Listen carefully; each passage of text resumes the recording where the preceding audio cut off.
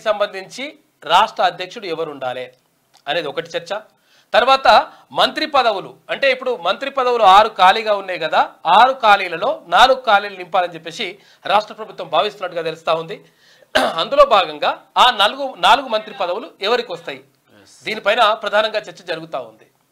అంటే అసలు ఇక్కడ పిసిసి అధ్యక్షునిగా బీసీ ఉండాలా, ఎస్సీ ఉండాలా, ఎస్టీ ఉండాలా, లేదంటే ఓసీ ఉండాలా అనే దానిపైన ఒక ప్రధాన చర్చ జరుగుతూ ఉంటే లేదు ప్రధానంగా అంటే ముఖ్యమంత్రి అంటే అగ్రవర్ణాలకు ఉంది కాబట్టి ఆ తర్వాత ఎస్సీ ఎస్టీలకు కూడా కొంతవరకు అంటే ఉప ముఖ్యమంత్రి పదవి తర్వాత ఇవన్నీ కూడా ఉన్నాయి కాబట్టి బీసీకి పిసిసి అధ్యక్ష పదవి ఉండాలని చెప్పేసి భావిస్తున్నట్టుగా తెలుస్తూ ఉంది.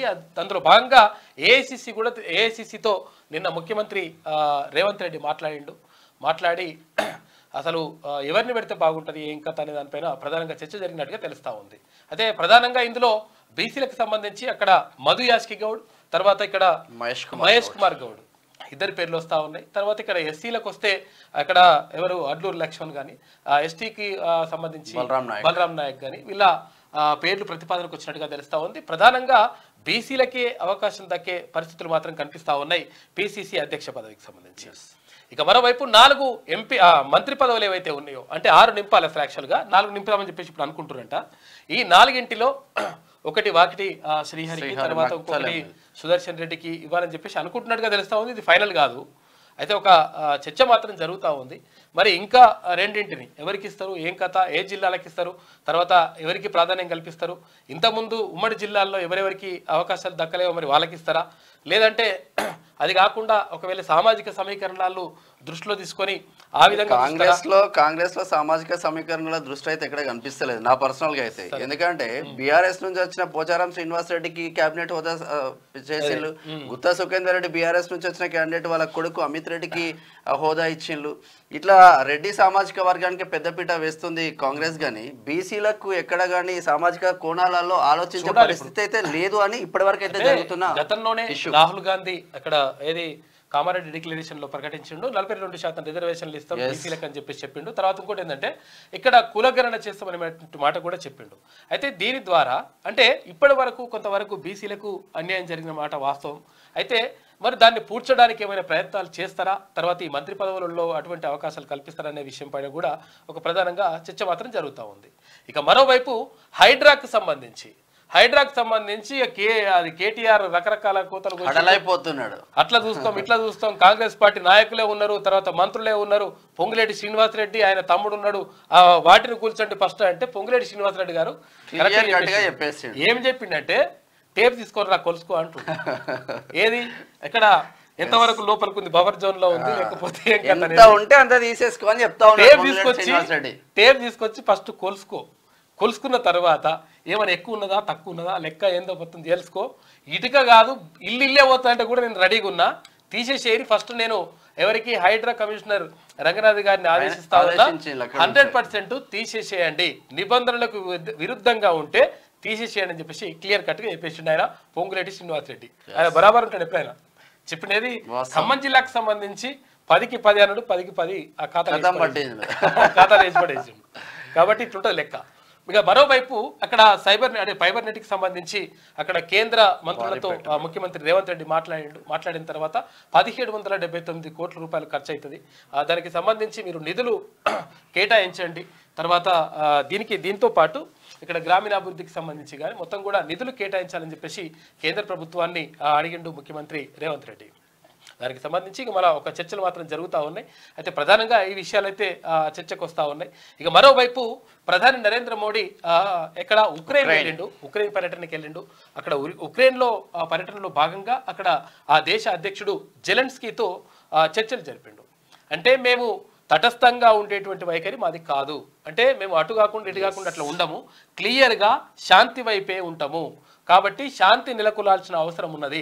రష్యా తర్వాత ఉక్రెయిన్ మధ్య యుద్ధం జరిగితే ఇది ప్రమాదం జరుగుతుంది, ప్రపంచానికి మంచిది కాదు, కాబట్టి శాంతి వైపే మేము ఉంటాం, 100% శాంతి కోసం మేము సహకరిస్తాం, తర్వాత ఉక్రెయిన్ కూడా సహకరిస్తాం. తర్వాత అంటే గతంలో అక్కడ రష్యా అధ్యక్షుడు పుతిన్ని ఆలింగనం చేసుకున్నటువంటి ఒక అది ఉండే, అయితే లేదు ఇప్పుడు జెలెన్స్కీ కూడా ఆలింగనం చేసుకుంటు, కాబట్టి మిత్రపూర్వకమైనటువంటి స్నేహపూర్వకమైనటువంటి వాతావరణంలో దేశాలు వెళ్ళాల్సిన అవసరం ఉంది అనేటువంటి పిలుపునిచ్చిండు ప్రధాని నరేంద్ర మోడీ. ఇంకా చాలా విషయాలు ఉన్నాయి మనం ప్లస్ ఇంకొకటి ఒక అనౌన్స్మెంట్, తిన్మార్ మల్లన్న మిత్రుడు ఉపేందర్ అన్న వాళ్ళ పాప గత 4 సంవత్సరాల నుంచి క్యాన్సర్ తో బాధపడుతూ నిన్న తుది శ్వాస విడిచింది. 14 సంవత్సరాల అమ్మాయి క్యాన్సర్, బోన్ క్యాన్సర్ అంటే చాలా, అంటే నేను చూస్తా ఉన్నాను కాబట్టి చాలా సిచ్యువేషన్, దారుణమైన సిచ్యువేషన్స్ ఉండే. ఈ రోజు అంత్యక్రియలు సొంత గ్రామంలో గుండాల మండలంలో యాదాద్రి భువనగిరి జిల్లాలో జరుగుతూ ఉన్నాయి. ఇది ఒక మల్లన్నకి కానీ మల్లన్న టీం సభ్యులకు కానీ కొంచెం తీరని విషాద ఘటనే. ఎందుకంటే అన్నకి కుడి భుజంగా ఉన్నాడు చాలా సంవత్సరాలు. ఈ మధ్యలో పాప అనారోగ్యం చెందడం, 24/7 మొత్తం కుటుంబ సభ్యులు కూడా పాప కోసమే ఆరాటపడిండ్రు. ఎవరికి కూడా ఇటువంటి పరిస్థితి రావద్దు. ఎందుకంటే నిజంగా కూడా ఆ బాధలందరూ కూడా చూసినాం మనం. అంటే ఆ బోన్ క్యాన్సర్ తోటి రకరకాలుగా, అంటే ఎంత హింసపడాలో, ఎంత బాధపడాలి, కీమోథెరపీలు చేపించిండు, రేడియేషన్ చేపించిండు, ఆపరేషన్ చేపించిండు, ఎన్ని చేసినా కూడా పాప ఫలితం లేకుండా పాపకి నిజంగా ఆత్మకు శాంతి కలగాలని చిన్న వేదికగా 14 సంవత్సరాలు. ఒకసారి వార్తల్లోకి వెళ్దాం.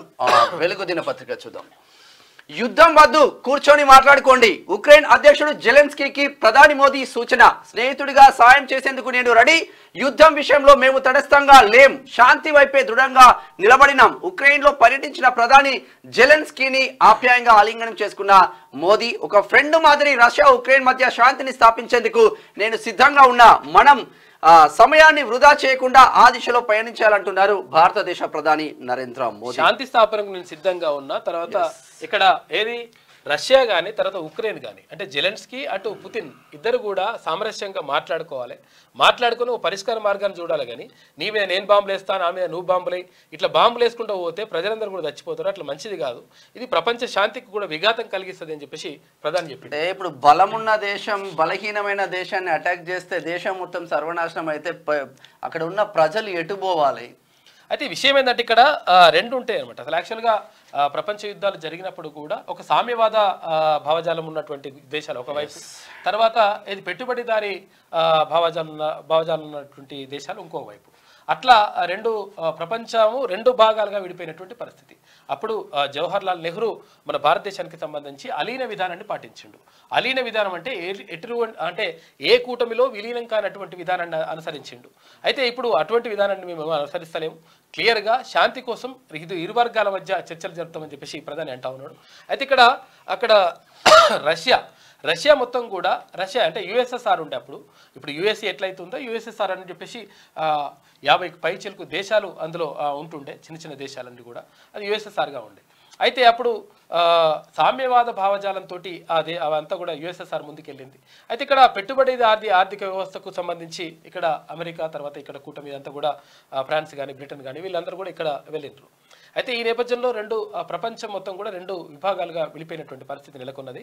ఇప్పుడు అంటే జెలెన్స్కీకి, అంటే ఇక్కడ ఉక్రెయిన్కి సంబంధించి అమెరికా మేము మద్దతు ప్రకటిస్తాం, తర్వాత 100% మీకు ఎటువంటి సాయమైనా అందిస్తామని చెప్పేసి బాంబులు సహకారం అంటే ఇవ్వడానికి కూడా రెడీ అయిపోయింది. అయితే అట్లా కాదు అని చెప్పేసి ప్రధాని అంటున్నా ఉన్నాడు. తర్వాత అక్కడ రష్యా కూడా రెడీ చేసుకుంది. రష్యా కూడా ఉక్రెయిన్ మీద దాడి, తర్వాత ఉక్రెయిన్ రష్యా మీద దాడి, ఇట్లంతా కూడా జరుగుతుంది. ఉక్రెయిన్ అయితే సర్వనాశనం అయిపోయింది. చిన్న దేశం అది. అసలు యాక్చువల్ గా ఈ అమెరికా అండా చూసుకొని ఉక్రెయిన్ మొత్తం మీద నేను అట్లా చేస్తా ఇట్లా చేస్తా అంటే అది అక్కడ రష్యా చాలా పెద్ద దేశం, తర్వాత బలమైనటువంటి దేశం. భారతదేశానికి స్వాతంత్రం వచ్చినప్పటి నుంచి, స్వాతంత్రం రాక పూర్వం నుంచి కూడా భారతదేశానికి పూర్తి సహాయ సహకారాలు ఎలాంటి ఆంక్షలు లేకుండా అందించినటువంటి దేశం ఏదైనా ఉంది అంటే అది రష్యా. కాబట్టి రష్యా మనకు స్నేహపూర్వకమైనటువంటి దేశంగా గతం నుంచి ఉంది.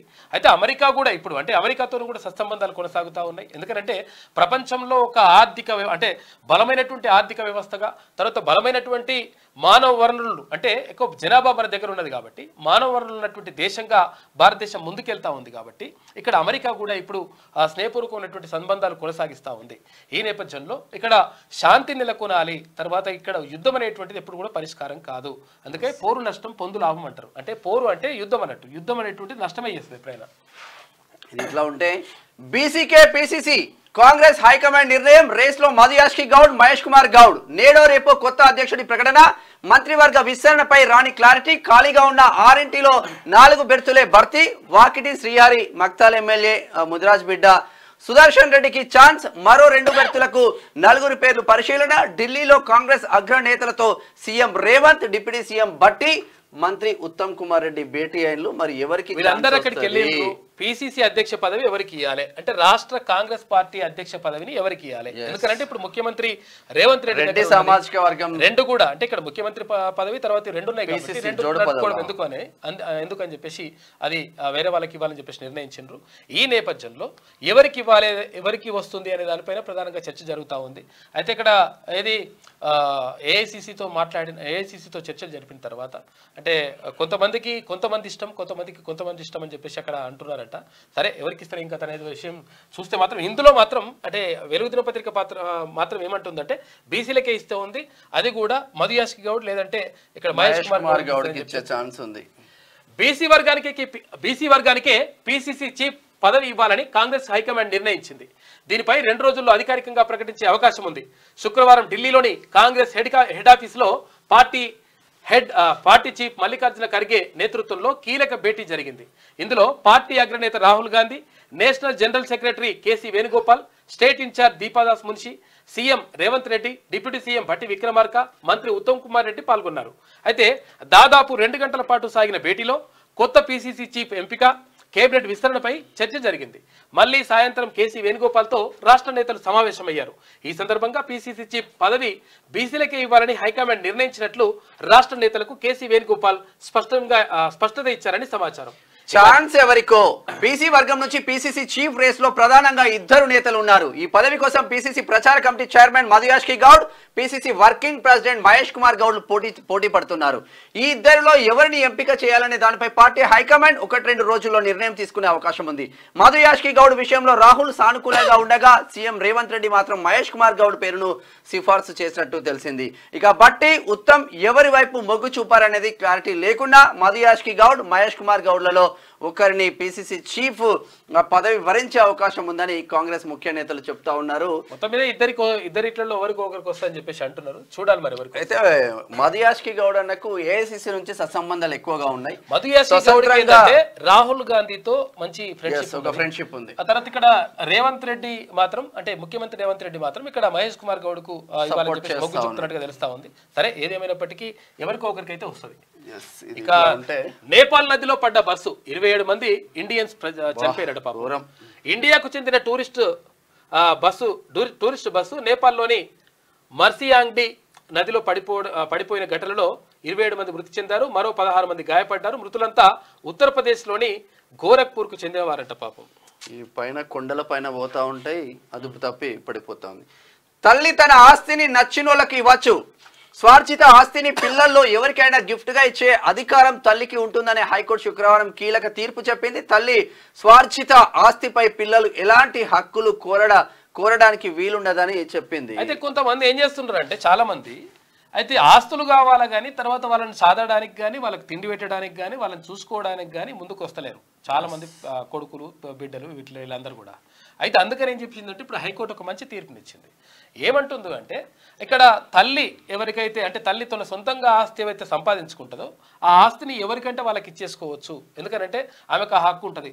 లేకపోతే ఇప్పుడు తిండి ఏమో పెట్టరు కానీ తర్వాత ఆస్తి ఏమో కావాలి. నాకు యూనిస్ ఆఫీస్ 3 కొడుకులు ఉంటే ఒక్కరు కూడా ఇక అమ్మ నా బూతులు ఇంకా తల్లిదండ్రులను తిట్టేది వాళ్ళు జబర్దస్త్ గా ఆస్తులు సంపాదించి మనిషికి 5-10 ఎకరాలు సంపాదించి ఇచ్చిళ్ళు. తర్వాత ఇంకొకటి ఏంటంటే అసలు యాక్చువల్గా వృద్ధులైనటువంటి తల్లిదండ్రులను చూసుకోవాల్సినటువంటి బాధ్యత పిల్లలపైన ఉంటుంది. మీరు ఒకవేళ ఆడవాళ్ళు అయితే అత్తమామలు మంచిగా చూసుకోండి, ఎందుకంటే మీ అమ్మ నాన్న కూడా అక్కడ చూసుకుంటారు వాళ్ళు. తర్వాత మగవాళ్ళు అయితే మీరు తల్లిదండ్రులని 100% మంచిగా చూసుకోండి. దీనివల్ల ఏమవుతుంది అంటే లేకపోతే అత్తమామలు కూడా తెచ్చిపెట్టుకుని ప్రాబ్లం ఏం లేదు, ఎవరినైనా కానీ పెద్దవాళ్ళని మంచిగా చూసుకోవడం అనేటువంటి చాలా ఇంపార్టెంట్ ఇక్కడ. కాకపోతే ఏంటంటే చాలామంది ఏం చేస్తున్నారంటే అనాథాశ్రమాలను వదిలేయడం, తర్వాత రకరకాలుగా ఇబ్బందులు పెట్టడం, తర్వాత వాళ్ళకు సరిగ్గా తిండి పెట్టకపోవడం, తర్వాత వాళ్ళని చూసుకోకపోవడం. ఎందుకంటే చిన్నప్పుడు మీకు ఇవన్నీ కూడా చేసిండ్రు వాళ్ళు, ఇవన్నీ కూడా మర్చిపోతే అది కరెక్ట్ కాదు. కాబట్టి వీటన్నిటిని దృష్టిలో పెట్టుకుని 100% ఒక నైతిక బాధ్యత అది తల్లిదండ్రులని చూసుకోవడం అనేటువంటిది నైతిక బాధ్యత.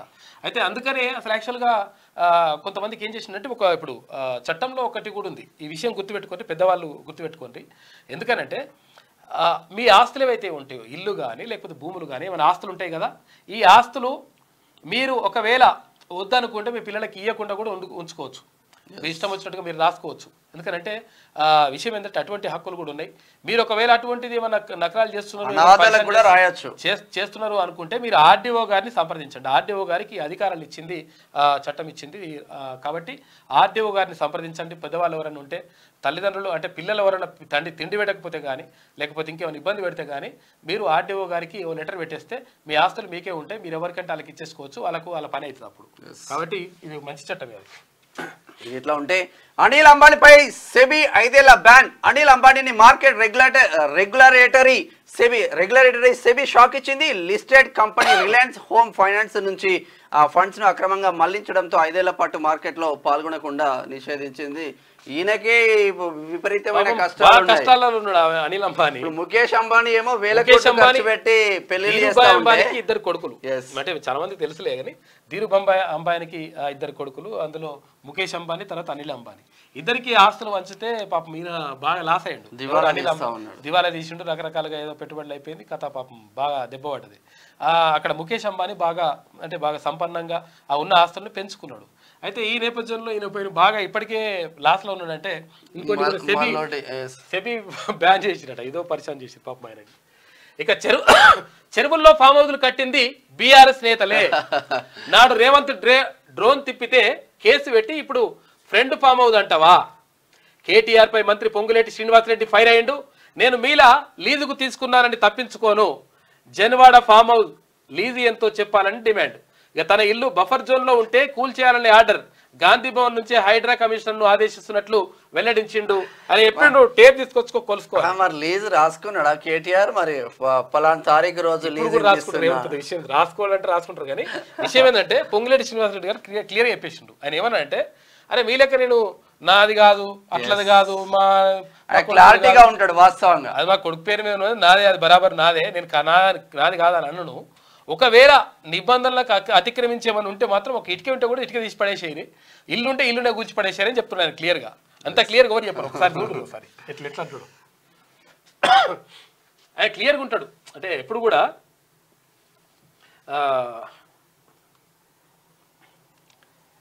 దయచేసి మార్నింగ్ న్యూస్ చూస్తున్న మిత్రులు లైక్ చేయండి, తర్వాత షేర్ చేయండి, చాలా ఇంపార్టెంట్ ఇది. ఇది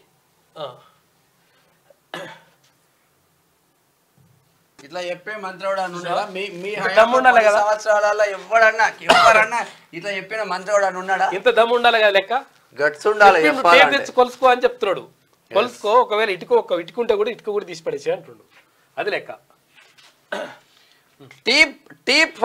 టీ ఫైబర్ కి 1779 కోట్లు ఇవ్వండి.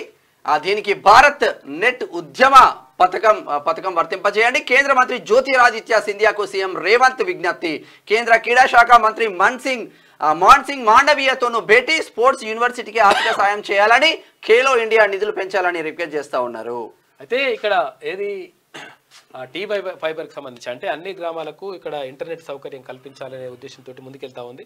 అయితే అందులో భాగంగా మీరు కొంచెం ఇట్లా అవకాశం ఇవ్వండి అని చెప్పేసి కేంద్ర మంత్రులు కలిసి నిన్న టీ ఫైబర్ ప్రాజెక్టుకు 1779 కోట్ల వడ్డీ లేని రుణం ఇవ్వాలని కేంద్ర మంత్రి జ్యోతిరాదిత్య సింధియాకు సీఎం రేవంత్ రెడ్డి విజ్ఞప్తి చేశారు. శుక్రవారం ఢిల్లీలో కేంద్ర మంత్రి సింధియాతో CM Revanth Reddy deputy CM Bhatti Vikramarka భేటీ అయ్యారు. ఈ సందర్భంగా టీ ఫైబర్ ప్రాజెక్టు గురించి వివరించారు. టీ ఫైబర్ ద్వారా రాష్ట్రంలోని అన్ని గ్రామ పంచాయతీలు, మండలాలు, జిల్లాలకు కనెక్టివిటీ కల్పించడమే తమ ఉద్దేశమని సీఎం రేవంత్ రెడ్డి చెప్పారు. ఇక 65,500 ప్రభుత్వ సంస్థలకు G2G అంటే గవర్నమెంట్ టు గవర్నమెంట్, తర్వాత G2C అంటే గవర్నమెంట్ టు సిటిజన్ కనెక్టివిటీ కల్పించాలని భావిస్తున్నాం. గ్రామీణ ప్రాంతాల్లో 63 లక్షల ఇండ్లకు, పట్టణ ప్రాంతాల్లో 30 లక్షల ఇండ్లకు నెలకు కేవలం 300 రూపాయలకే ఇంటర్నెట్, తర్వాత కేబుల్ టీవీ, ఈ ఎడ్యుకేషన్ సేవలు అందించాలని చెప్పేసి యోచిస్తున్నామని చెప్పేసి ముఖ్యమంత్రి రేవంత్ రెడ్డి కేంద్ర మంత్రులకు చెప్పేసిండు. చెప్పి మాకు వడ్డీ లేని రుణాలు ఇవ్వండి అని చెప్పేసి వాళ్ళకి రిక్వెస్ట్ చేసిండు. ఇట్లా ఉంటే మిషన్ స్పీడ్ 19 ప్రాజెక్టులపై సర్కార్ ఫోకస్. రాష్ట్ర అభివృద్ధికి బూస్ట్ ఇచ్చేలా యాక్షన్ ప్లాన్. పనులు వేగంగా పూర్తి చేయడమే లక్ష్యంగా ముందుకు. ప్రాధాన్య అంశంగా 4th సిటీ డెవలప్మెంట్. లిస్ట్ లో Musi river front, satellite towns, RRR పనులు స్వయంగా సమీక్షించనున్న సీఎం. ఆన్లైన్ పోర్టల్లో పనుల వివరాలు అప్లోడ్. ప్రత్యేక అధికారిని నియమించే అవకాశం ఉంది. మొత్తం మీద 4th సిటీ మీద ఫోకస్ పెట్టిండ్లు. మరి హైడ్రా కూల్చుడు ఫోర్త్ సిటీలో పెట్టుబడులు పెట్టుడే ధ్యేయంగా ముందుకెళ్తా ఉన్నట్టు విమర్శలు అయితే వస్తాయి. మిషన్ స్పీడ్ అంటే 19 ప్రాజెక్టుల పైన ప్రధానంగా రాష్ట్ర ప్రభుత్వం దృష్టి పెట్టింది. రాష్ట్ర ఆర్థికాభివృద్ధికి బూస్ట్ ఇచ్చేలా, హైదరాబాద్కు పెట్టుబడులను ఆకర్షించేలా కీలక ప్రాజెక్టులపై ప్రభుత్వం స్పెషల్ ఫోకస్ పెట్టింది. అత్యంత ప్రతిష్టాత్మకంగా తీసుకున్న ఆయా ప్రాజెక్టులను స్పీడ్ అంటే smart, proactive, efficiency and effective delivery పేరుతో శరవేగంగా పూర్తి చేయాలని నిర్ణయించింది. ఇందులో ఇప్పటికే 19 ప్రాజెక్టులు ప్రభుత్వం సెలెక్ట్ చేసింది. ఈ పనులపై సీఎం రేవంత్ రెడ్డి స్వయంగా రివ్యూ చేయనున్నారు. అయితే డెడ్ లైన్ పెట్టుకుని ప్రాజెక్టులు పనులు పూర్తి చేయడంతో పాటు నిర్దేశించిన లక్ష్యం నెరవేరేలా చూడనున్నారు. అయితే సంబంధిత విభాగాల అధికారులతో నెలకోసారి సమావేశమవుతారు. ఈ పనులన్నింటినీ నిర్ణీత వ్యవధిలో సమర్థవంతంగా పూర్తి చేయాలని ముఖ్యమంత్రి నిర్ణయించిందట. కాబట్టి 19 ప్రాజెక్టులని 19 ప్రాజెక్టులు ముందుకు తీసుకెళ్లడం మంచిదే అన్న. ఈ 19 ప్రాజెక్టులలో ఒక 2 తగ్గించి ఉచిత విద్య, ఉచిత వైద్యం పేరు మీద 2 ప్రియారిటీ తీసుకుంటే ఎంత బాగుండు. వస్తే అవి ఇట్లా పైసలు రావు, ఇవి వస్తే పైసలు వస్తాయి. ఇచ్చిన భూములన్నీ వాటిలో వాడని వెన్ని పడావు పెట్టిన భూములు, బిల్డింగ్ల లెక్కలు తీస్తున్న రాష్ట్ర సర్కార్. ఇండస్ట్రీతో పాటు ఆఫీసులకు ఇచ్చిన జాగాలపై నజర్. హైదరాబాద్ తో పాటు జిల్లాల్లోనూ వివరాల సేకరణ.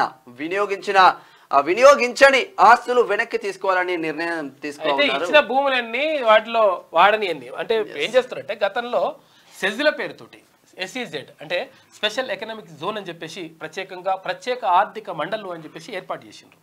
అయితే ఆ ప్రత్యేక ఆర్థిక మండలి ఏం చేస్తాయి, ఏం కథ అంటే ఇక్కడ ప్రభుత్వ భూములు ఏవైతే ఉంటాయో 1000 ఎకరాల భూములు, 1000 ఎకరాల భూముల్ని, కొన్ని 100 ఎకరాల భూముల్ని కొంతమందికి, 1000 ఎకరాల భూముల్ని కొంతమందికి, కొన్ని కంపెనీలకు ప్రభుత్వం ఇచ్చింది లీజుకు. 99 సంవత్సరాలు ఇట్లా సంవత్సరాలు అని చెప్పేసి లీజుకు అంటే ఇచ్చేసింది భూమి. ఇచ్చిన తర్వాత వాళ్ళు కంపెనీ పెట్టాలి. కంపెనీ పెట్టిన తర్వాత ఆ కంపెనీ అక్కడ ఉన్నటువంటి ప్రజలు ఎవరైతే ఉంటారో వాళ్ళకు ఉపాధి అవకాశాలు కల్పించాలి. అయితే అందులో భాగంగా పెట్టినమని చెప్పిండ్రు గతంలో.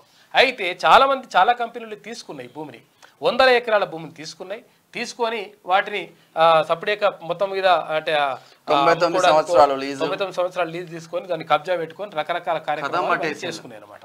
కాబట్టి ఏవైతే భూములు తీసుకున్న తర్వాత ఆ కంపెనీలు స్థాపించకుండా ప్రాజెక్ట్ దాన్ని ఏమి కూడా ఏర్పాటు చేయకుండా ఇష్టం వచ్చినట్టుగా అట్లే వదిలేయడం కానీ, లేకపోతే తీసుకున్న భూమితోటి దాని మీద మళ్ళీ లోన్ తెచ్చుకొని ఆ లోన్ మళ్ళీ లాస్ అయిందని చెప్పేసి మళ్ళీ వదిలేయడం కానీ ఇటువంటివి చాలా జరిగినాయి. అంటే చాలా మోసాలు జరిగినాయి. పేదవాడు ఒకవేళ ఒక రైతు ఏది బ్యాంకు దగ్గరికి పోయి ఒక 50,000 రూపాయలు కావాలి, 1,00,000 రూపాయలు కావాలి, లోన్ కావాలంటే 1,00,000 ఆంక్షలు పెడతారు ఈ బ్యాంక్ అధికారులు. అయితే ఇక్కడ సెజ్లకు సంబంధించి SEZలకు సంబంధించి అటువంటిది ఏమి ఉండకుంటుండే. అంటే ఒకవేళ మంత్రికి నచ్చిందంటే కథం ఇచ్చేసుడే అట్లా కార్యక్రమం జరిగింది గతంలో. దీంతో ఏమైందంటే కొన్ని 1000 ఎకరాల భూములు కొట్టేసిండ్రు చాలా పారిశ్రామిక అంటే ఈ పరిశ్రమలకు సంబంధించినటువంటి యాజమాన్యాలు.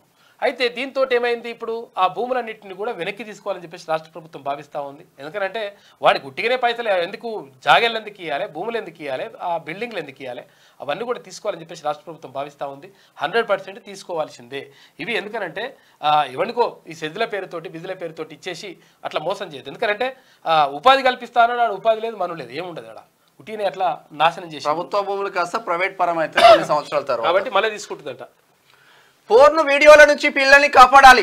అసెంబ్లీలో ఒక రోజంతా చర్చ పెట్టాలి. ప్రభుత్వాన్ని కోరిన స్వచ్ఛంద సంస్థలు పోర్న్ సైట్స్ ను సర్కారే కట్టడి చేయాలి. స్మార్ట్ ఫోన్ల కారణంగానే లైంగిక దాడులు పెరిగినాయి. పిల్లలు ఏం చేస్తున్నారో తల్లిదండ్రులు గమనించాలి. రౌండ్ టేబుల్ సమావేశంలో NGOల ప్రతినిధులు వాస్తవం ఇది 1000% జరగాల్సినటువంటి అవసరం ఉన్నది. ప్రభుత్వం దీనిపైన ప్రత్యేకంగా దృష్టి పెట్టాల్సిన అవసరం ఉంటుంది. ఎందుకంటే ఇక్కడ ఫోన్ వీడియోలు అంటే ఇప్పుడు ఇక్కడ అంటే చిన్న పిల్లలకు కూడా రకరకాలుగా చెడిపోవడానికి కారణం వాళ్ళ అడమైన ఆ వీడియోలు వచ్చి పడైతాయి. ఆ వీడియోలు రావడంతో ఇట్లా క్లిక్ చేసి పడేస్తారు. అంటే పిల్లలకు తెలియదు కదా, తెలియక క్లిక్ చేస్తారు. క్లిక్ చేసిన తర్వాత దాన్ని రకరకాలుగా అట్లా ఒక రకమైనటువంటి మైకంలోకి వెళ్ళిపోతారు. ఇదంతా కూడా జరుగుతుంది. దీని ద్వారా ఏమవుతుందంటే సమాజానికి చెడు జరుగుతుంది. లైంగిక దాడులు రేపులు తర్వాత అటెంప్ట్లు ఇవన్నీ కూడా రకరకాలుగా జరుగుతున్నాయి. కాబట్టి వీటన్నిటిని అరికట్టాలంటే అసలు ఫోన్ వీడియోలే అందులో రాకుండా ఉండేటువంటి ప్రయత్నం చేస్తే బాగుంటుంది అని చెప్పేసి వాళ్ళు చెప్పిండ్రు. 100% అది కరెక్ట్. ప్రభుత్వం కూడా దీనిపైన ప్రత్యేక దృష్టి పెట్టాల్సిన అవసరం ఉన్నది. తర్వాత కేంద్ర ప్రభుత్వం కూడా దీనిపైన నిర్ణయం తీసుకోవాలి, రాష్ట్ర ప్రభుత్వం కూడా నిర్ణయం తీసుకోవాలి దీనిపైన. తర్వాత పిల్లల్ని అంటే చాలా మంది ఏం చేస్తుంటారంటే మేము ఆ పిల్లగానికి ఫోన్ కొని ఇచ్చినాం, ఆడుగా చదువుకుంటా అంటే ఆయన ఫోన్ కొని ఇచ్చేసి ల్యాప్టాప్ కొని ఇచ్చినా లేకపోతే ఏం చేసినా అని చెప్పేసి గొప్ప చెప్పుకుంటారు. బాగానే ఉన్నది. అంతవరకు ఓకే. నిజంగా ఒకవేళ వాడు సక్రమంగా దాన్ని వినియోగిస్తే వాడు మంచిగా బాగుపడతాడు, ఓకే. కానీ వాడు సక్రమంగా వినియోగించేటువంటి పరిస్థితులు ఉండవు. టీనేజ్లో ఉంటారు కాబట్టి ఇక్కడ కౌమార దశలో పిల్లలకి ఒక రకమైనటువంటి ఆలోచనలు, ఒక రకమైనటువంటి ఫీలింగ్స్ ఇవన్నీ కూడా వస్తుంటాయి. కాబట్టి వాటిని జాగ్రత్తగా కట్టడి చేసి వాటిని జాగ్రత్తగా ఒకవేళ ఒక లక్ష్యం వైపు మళ్ళిస్తే వాళ్ళు మంచిగా విజయం సాధించేటువంటి అవకాశం ఉంటుంది. చాలా మంది తల్లిదండ్రులు ఏంటంటే మా పిల్లగానికి అది ఇచ్చేసిన, ఇక ఆంక్షలు పెట్టా, మేము మంచిగా చేస్తా, ఇట్లా చేస్తా అంటారు. లాస్ట్కి వస్తే వాడు నాశనం అవుతాడు, తర్వాత మీరే బాధపడతారు. కాబట్టి నేను ఏమంటున్నానంటే చాలా జాగ్రత్తగా పిల్లలపైన ఒక నిఘా వేసి ఉంచాల్సినటువంటి బాధ్యత మీ పైన ఉంటుంది. ఎందుకంటే నింగలం ఉంటుంది. నింగలం అంటే నిప్పు ఉంటుంది కదా, ఆ నిప్పు ఎర్రగా ఉన్నదని చెప్పేసి చిన్నపిల్లగాడు పట్టుకుంటాను పోతే తల్లి ఏం చేస్తుంది, ఒక చెంపపిక్కలు కొట్టేసి గుంజి అక్కడ పక్కకు పెడుతుంది. అంటే పిల్లగానికి ఏమనిపిస్తుంది అంటే ఎర్రగా ఉన్నది, మంచిగా ఉన్నది, పట్టుకుంటా అనుకుంటాడు వాడు, కానీ కాలుతుందని తల్లికి తెలుసు కదా. అట్లనే ఈ ఫోన్ వీడియోలకు సంబంధించి కానీ తర్వాత ఇవన్నీ కూడా అబ్జర్వ్ చేస్తూ ఉండాలి. తల్లిదండ్రులు అబ్జర్వ్ చేసి దానిపైన ఒక కట్టడి చేస్తే పిల్లలు మంచి దారిలో వెళ్తారు. లేకపోతే చాలా నష్టం జరుగుతుంది, మీకే, ఎవరికి కాదు. ఈస్ట్ వైపు చూడండి, హైదరాబాద్ తూర్పు ప్రాంతాన్ని అభివృద్ధి చేస్తాం, మంత్రి దుద్దిల శ్రీధర్ బాబు. కొత్త పరిశ్రమలు ఈ ప్రాంతంలోనే ఏర్పాటు అయ్యేలా చర్యలు, ఐటీ హబ్ల ఏర్పాటు పైన చర్చిస్తున్నాం. క్రెడై ప్రాపర్టీ షో ప్రారంభం. ఇక కొంగర కలాన్లో కేన్స్ తయారీ కేంద్రాన్ని ప్రారంభించిన మంత్రి శ్రీధర్ బాబు అన్న జర మంత్రి నియోజకవర్గం లేదన్న ఒక ఇండస్ట్రీ పెట్టు, నీ సొంత నియోజకవర్గం, బాగుపడతారు పిల్లలు. పెడతారు. ఇక ఈస్ట్ వైపు చూడండి, అంటే అసలు యాక్చువల్గా మొత్తం అక్కడనే పెరిగిపోతుంది కదా. ఏది మాదాపూర్, హైటెక్ సిటీ, శంషాబాద్, గచ్చిబౌలి మొత్తం అటే అవుతుంది కదా. మరి ఇక్కడ ఏది ఇక్కడ హయత్ నగర్ కానీ లేదంటే ఇక్కడ ఏది షామీర్పేట ఉంది, మేడ్చల్ ఉంది, ఇవన్నీ కూడా అభివృద్ధికి నోచుకోవడం లేదు.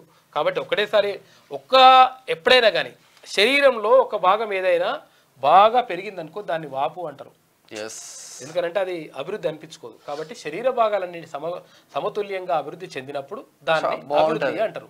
కాబట్టి సిటీ సరౌండింగ్ లో అన్ని ప్రాంతాలు అభివృద్ధి చెందితేనే బాగుంటుంది, లేకపోతే అది నష్టమే జరుగుతుంది. కాబట్టి దానిపైన దృష్టి పెడితే మంచిగా ఉంటుంది. ఇది వెలుగుదిన పత్రికలో ఉన్నటువంటి ప్రధాన కథనాలు. అయితే ఒకసారి ఆంధ్రజ్యోతి చూద్దాం. స్నేహితుడరా తోడ్పడతా, రష్యాతో చర్చలకు నా వంతుగా సహకరిస్తా, మాది తటస్థ వైఖరి కాదు, శాంతి పక్షం, సమయం వృధా చేయొద్దు, మాట్లాడుకోండి, జెలెన్స్కీ భారత్కి రండి, మోదీ ఆహ్వానం, సాగు, ఆరోగ్యం, సాయంపై ఒప్పందాలు, అమరుల స్మారకం వద్ద జెలెన్స్కీతో ఆలింగనం, యుద్ధం అంతానికి ఆశారేఖ అంటూ యుఎన్ చేస్తున్న వ్యాఖ్యలు. అప్పుడు పుతిన్తో ఇప్పుడు జెలెన్స్కీతో మోడీ ఆలింగనం, విమర్శలకు చెక్ పడ్డది. విమర్శలు ఉండే అధ్యక్షుడు జెలెన్స్కీ, ఎందుకంటే జెలెన్స్కీ దగ్గరికి పోతలేడు, తర్వాత ఉక్రెయిన్ కి అంటే యుద్ధం చేసిన వాడిని ఆలింగనం చేసుకుంటున్నారని విమర్శలు వచ్చినాయి. అట్లా ఆరోపణలు ఉండే. కాదు, మేము 100% శాంతి చర్చలకే మేము రెడీగా ఉన్నాం. ఎందుకంటే ఇక్కడ మేము తటస్థ వైఖరి, మేము అటుగా అన్నట్టుగా మేము ఏముండము, బరాబర్ శాంతికి కోసం పాటుపడతామని చెప్పేసి ఆయన చెప్పిండు. గర్భాస్రావాల గుట్టురట్టు, ప్రపంచంలోనే తొలిసారి కొత్త జన్యు వ్యాధిని గుర్తించిన నీమ్స్ సిడిఎఫ్డి పరిశోధకులు. సెర్పిన్ A11 జన్యు ఉత్పరివర్తనంతో పెరుగుతున్న అబార్షన్ ముప్పు, శిశువు జన్మించిన కొద్ది రోజులకే చనిపోయే ప్రమాదం ఉందట. గర్భస్రావాలు జరుగుతున్నాయంట. డౌన్స్ సిండ్రోమ్, క్లైన్ ఫీట్రన్ సిండ్రోమ్, ఇలా ప్రపంచంలో ఇప్పటిదాకా గుర్తించిన జన్యు వ్యాధులు దాదాపు 6,000 నుంచి 7,000 దాకా ఉంటాయని అంచనా. తాజాగా మన నిమ్స్ లోని మెడికల్ జెనెటిక్స్ విభాగం వైద్యులు హైదరాబాద్లోని centre for DNA finger printing and diagnostics పరిశోధకులు కలిసి ఒక కొత్త జన్యు వ్యాధిని గుర్తించిందట. ఇక సెర్పిన్ A11 అనే జన్యువులో వచ్చే ఉత్పరివర్తనం కారణంగా ఈ వ్యాధి వస్తుందని చెప్పేసి అనుకుంటారట. దీని బారిన పడిన శిశువుల శరీర కుహరాల్లో అంటే ఉదరం అంటే కడుపు కుహరం, ఉదర కుహరం లోపల ఇక పిండకోశం, నాసికాకుహరం, కర్ణబేరి కుహరం వంటి వాటిల్లో అవయవాల్లో నీరు చేరుతుందంట. దీంతో చాలా మందికి గర్భస్రావాలు ఇట్లా అవుతున్నాయి, ఇబ్బంది అవుతుంది. కాబట్టి దానిపైన గుర్తించిందట నిమ్స్ వాళ్ళు. మంచి పరిశోధనలే. ఇట్లా ఉంటే ఇంటింటికి ఇంటర్నెట్ 300K 93 లక్షల కుటుంబాలకు ఇవ్వాలనుకుంటున్నాం. అందులోనే కేబుల్ టీవీ, పిల్లలకు బడి పాఠాలు ఇచ్చేసరికి 5 సంవత్సరాలు అయిపోతుంది అనుకుంటా. ఈ పథకానికి వడ్డీ లేకుండా 1779 కోట్లు ఇవ్వండి. కేంద్ర మంత్రి సింధియాతో భేటీలో సీఎం రేవంత్ విజ్ఞప్తి. క్రీడా వర్సిటీకి ఆర్థిక సాయం చేయండి. క్రీడా సంస్థల ఆధునీకరణకు DPRలు ఆమోదించండి. ప్రతిష్టాత్మకంగా క్రీడా పోటీల నిర్వహణకు అవకాశం ఇవ్వండి. కేంద్ర క్రీడా మంత్రి మాండవీయను కోరిన సీఎం రేవంత్ తో పాటు భేటీలో మంత్రులు బట్టి, జూపల్లి కృష్ణారావు కూడా చేసుకున్నారు. ఇక్కడ క్రీడలకు సంబంధించి తర్వాత ఇంకొకటి ఏంటంటే ఇంటర్నెట్కి సంబంధించి రెండు విషయాలపైన ఫైబర్ నెట్కి సంబంధించి ఈ రెండింటికి సంబంధించి కేంద్ర మంత్రులతో మాట్లాడిండు. తర్వాత క్రీడలకు సంబంధించి అంటే ఇది స్పోర్ట్స్ యూనివర్సిటీ ఏర్పాటు చేస్తామని చెప్పిండు కదా. అంటే ఇక్కడ ప్రపంచ దేశాలలో అంటే ఇక్కడ ఒలింపిక్స్లో పథకాలు సాధించే విధంగా అందులో ప్రధానంగా తెలంగాణ ఉండే విధంగా ఉండాలని చెప్పేసి భావిస్తూ ఉన్నారు. అందులో భాగంగానే ఇక్కడ క్రీడలకు ప్రాధాన్యం ఇస్తాం, తర్వాత దీనికి సహకరించండి, తర్వాత ఇక్కడ ఫైబర్ నెట్కి కూడా సహకరించాలని చెప్పేసి కేంద్ర మంత్రులను కోరిండు. ఇక ఇవాళలో రేపో పిసిసికి కొత్త అధినేత రాష్ట్ర అగ్రనేతలకు వెల్లడించిన పార్టీ అధిష్టానం మంత్రివర్గ జాబితాపై కూడా వారితో కసరత్తు చేస్తా ఉన్నారట. వేరువేరుగా కలిసికట్టుగా అభిప్రాయాల సేకరణ జరుగుతూ ఉంది. తెలంగాణలో పిసిసి అధ్యక్షుడిగా ఎవరిని నియమించాలనే అంశంపై 1-2 రోజుల్లో నిర్ణయం తీసుకుంటామని కాంగ్రెస్ అధిష్టానం అగ్రనేతలకు చెప్పినట్లు తెలిసింది. మంత్రివర్గ జాబితాపై కూడా ఈ నేతలతో కసరత్తు జరిపిన అధిష్టానం సాధ్యమైనంత త్వరలో నిర్ణయం తీసుకుంటామని తెలిపింది. రాష్ట్ర మంత్రివర్గ విస్తరణ, పిసిసి అధ్యక్షుడి నియామకం, నామినేటెడ్ పోస్టుల భర్తీపై అధిష్టానంతో చర్చలు జరిపేందుకు CM Revanth Reddy, deputy CM Bhatti Vikramarka, మంత్రి ఉత్తమ్ కుమార్ రెడ్డికి ఢిల్లీకి చేరుకున్న సంగతి తెలిసిందే. అయితే శుక్రవారం మధ్యాహ్నం వారితో కాంగ్రెస్ అధ్యక్షుడు మల్లికార్జున ఖర్గే, లోక్సభ విపక్ష నేత రాహుల్ గాంధీ, పార్టీ సంస్థాగత ఇదేంటి ఆయన కేసీ వేణుగోపాల్ వీళ్ళందరూ కూడా తో మాట్లాడిందంట. మాట్లాడి ఒక కొలిక్కి వచ్చే అవకాశం మాత్రం ఉంది.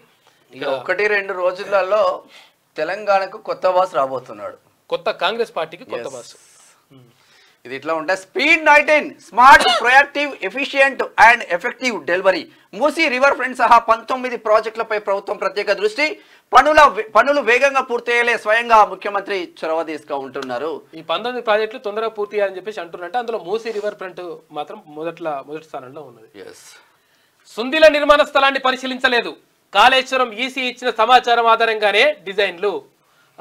ఎన్ఐటి నివేదికతో షీట్ ఫైల్స్ బదులు సీకెంట్ ఫైల్స్ వినియోగం అంట. కాళేశ్వరం కమిషన్ కు తెలిపిన మాజీ ఎస్ఈ అబ్దుల్ ఫజల్ అందరూ అదే చెప్తున్నారు. మొత్తం లంగకథల. కాళేశ్వరం ప్రాజెక్ట్ లో భాగంగా సుందిల్లా బ్యారేజ్ కట్టిన స్థలాన్ని తాము పరిశీలించలేదని కాళేశ్వరం చీఫ్ ఇంజనీర్ నల్లా వెంకటేశ్వర్లు ఇచ్చిన సమగ్ర సమాచారం ఆధారంగా డిజైన్లు సిద్ధం చేశామని నీటిపారుదల శాఖలోని సెంట్రల్ డిజైన్ ఆర్గనైజర్ మాజీ ఎస్ఈ మహమ్మద్ అబ్దుల్ ఫజాల్ తెలిపారు. శుక్రవారం కాళేశ్వరం విచారణ కమిషన్ నిర్వహించిన ఓపెన్ కోర్టులో ఆయన విచారణకు హాజరయ్యారు. కాళేశ్వరం చీఫ్ ఇంజనీర్ సాంకేతిక అనుమతి, హైపవర్ కమిటీ సిఫార్సుల ప్రకారం సుందిల్లా బ్యారేజ్ నిర్మాణంపై నిర్ణయం తీసుకున్నారని గుర్తు చేశారు. వరంగల్ ఎన్ఐటి జియోటెక్నికల్ నివేదిక ఆధారంగా షీట్ ఫైల్స్ ప్రతిపాదనకు మాత్రం ముందుకెళ్తా ఉన్నారు. మరి ఈ కాళేశ్వరం సుందిల్ల పైన ఏదైతే కమిషన్ ఉందో ఈ కమిషన్ ముందు చాలా మంది హాజరు అయ్యే అవకాశాలు కూడా ఉన్నాయి. మరి వీళ్ళు వస్తారా రారా ఈ దొంగల ముఠ చూడాలిగా.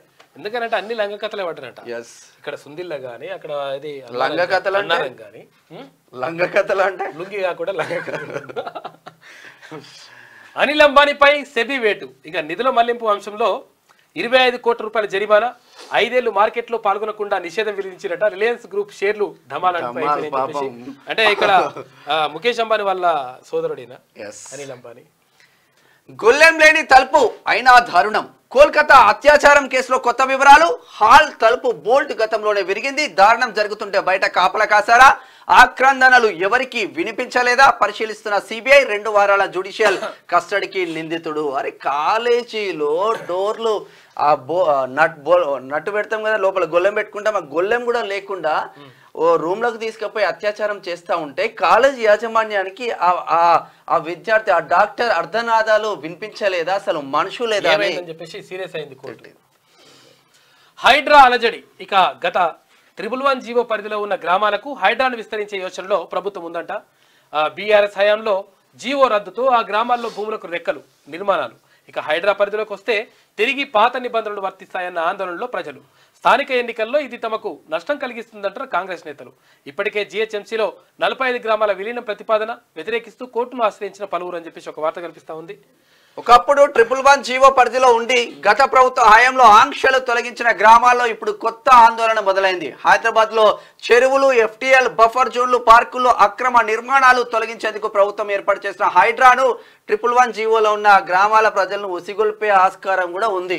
అట్లా చేస్తున్నట్టు రకరకాలుగా 111 జీవోని ఎత్తేయడం ద్వారా ఏమవుతుందంటే కేసీఆర్ ఒక చరిత్రలో గొప్ప వ్యక్తి అని చెప్పుకోవడానికి ప్రయత్నం చేస్తూ ఉందట బీఆర్ఎస్ పార్టీ. కారణం ఏంటి అంటే ఇక్కడ నిజాం సాగర్ కానీ తర్వాత ఉస్మాన్ సాగర్ గండిపేట సర్వనాశనం అయిపోతుంది మొత్తం. మళ్ళీ ట్యాంక్ బండ్ తయారవుతుంది అది. ఉస్మాన్ సాగర్ తర్వాత హిమాయత్ సాగర్, ఉస్మాన్ సాగర్ హిమాయత్ సాగర్ ఉన్నాయి కదా, ఈ జంట జలాశయాలు ఏవైతే ఉన్నాయో వీటికి అంటే ఇప్పుడు ఏం చేస్తారు, ఇప్పుడు ఇక 111 జీవోలు ఎత్తేసి ఈడి దాకా వచ్చేస్తాయి. ఆ చెరువులు కూడా మెల్లమెల్ల మూసేసి ఆడదాకా బిల్డింగ్లు కట్టేస్తారు. కట్టేసిన తర్వాత ఏమవుతుంది అంటే ఇక కేవలం కాళేశ్వరం నీళ్ళో లేకపోతే ఇంకే నీళ్ళ మీద ఆధారపడాలి. దానికి ఎవరు చేసినారు అంటే కేసీఆర్ లేకుంటే అసలు హైదరాబాద్కు నీళ్ళే లేకపోతుండే, చాలా ప్రాణం వస్తుండే, దారుణమైనటువంటి పరిస్థితులు ఉంటుండే అని చెప్పేసి చరిత్ర భవిష్యత్తులో చెప్పుకోవాలని చెప్పేసి ప్లాన్ చేసిరట వాళ్ళు. కాబట్టి ఎట్టి పరిస్థితుల్లో 111 జీవోని ఎత్తేయడానికి వీలు లేదు. ఎందుకంటే 111 జీవో ఉండడం ద్వారా హైదరాబాద్ పరిసర ప్రాంతాలన్నీ కూడా సస్యశ్యామలంగా మంచిగా ప్రశాంత వాతావరణం ఉన్నది అంటే 111 జీవో ఉండడం ద్వారానే. ఎందుకంటే చెట్లు చేమలు తర్వాత గుట్టలు ఇవన్నీ కూడా ఉండడం ద్వారా ఇక్కడ మనకు ఏది వాతావరణ సమతుల్యమైనటువంటి జరుగుతుంది. కాబట్టి ఆరోగ్యంగా ఉంటున్నారు. ఇక్కడ పెట్టుబడులు పెట్టడానికి ఇక్కడ కంపెనీలు పెట్టడానికి చాలా మంది ముందుకు వస్తున్నారు అంటే 111 జీవో ఉండడం ద్వారా ఇక్కడ ఉన్నటువంటి అడవులు కానీ ఇవన్నీ కూడా రక్షిస్తాయి. తర్వాత మంచి ప్రశాంత వాతావరణం ఉంటుందని ఇక్కడికి వస్తున్నారు. ఒకవేళ అది ఎత్తేస్తే మొత్తం కాంక్రీట్ జంగల్ అయిపోతుంది, అంటే అన్ని బిల్డింగ్లే అయిపోతాయి.